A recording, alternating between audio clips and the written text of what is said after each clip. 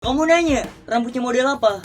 Masih ingat dengan Alif Cepmek yang viral beberapa waktu lalu? Alif Cepmek mempopulerkan model potongan rambut cepmek alias cepak mekar. Tak hanya itu, gaya busananya yang nyentrik membuat dia langsung viral. Sosoknya disebut mirip dengan Dilan KW karena gaya busananya yang serba memakai jeans ala anak 90-an. Ditambah gaya bicaranya meniru Dilan yang diperankan oleh Iqbal Ramadan sukses mencuri perhatian publik. Alif Cepmek juga dikenal dengan jargon khasnya yakni, "Kamu Nanyea."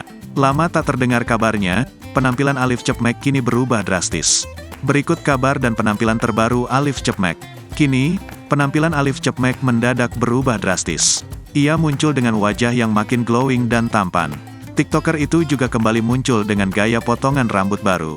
Biasa tampil dengan rambut hitam, Alif Cepmek kini tampil dengan rambut pirang. Potongan cepmek yang menjadi ciri khasnya itu kini telah hilang.